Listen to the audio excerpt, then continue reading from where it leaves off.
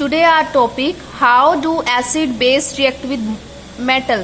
Acid and base metal के साथ किस तरह से रिएक्ट करते हैं. Metal carbonate and metal hydrogen carbonate किस तरह से रिएक्ट करते हैं.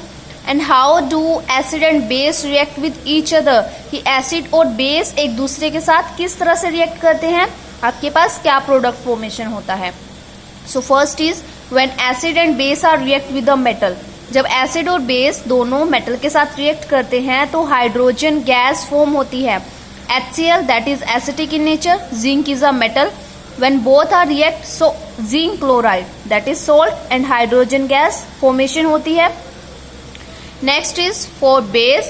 NaOH is a base. Base react with a metal, that formation of a hydrogen gas. Hydrogen gas is a main product in this reaction. Next is when acid react with carbonate, metal carbonate and metal hydrogen carbonate, formation of salt, water and carbon dioxide.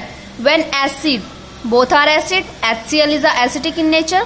When react with the metal carbonate, Na is a metal, CO3 is a carbonate, Na is a metal, hydrogen carbonate.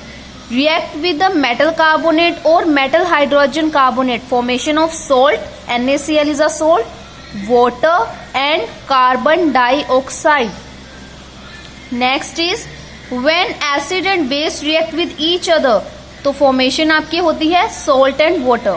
Salt and water formation होता है जब acid और base एक दूसरे के साथ react करते हैं.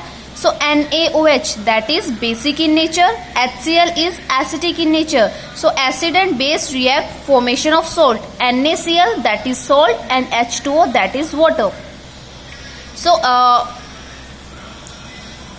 when acid base react with a different type of metals, metal carbonate, hydrogen metal carbonate and react with each other, so आपके पास क्या होता है, different products की formation होती है. just like यहाँ पर आपका हाइड्रोजन गैस लिबरेट होती है, इस केस में आपका salt, hydrogen and carbon dioxide formation होता है. एंड नेक्स्ट लास्ट में आपके पास सोल्ट एंड वाटर फॉर्मेशन होता है.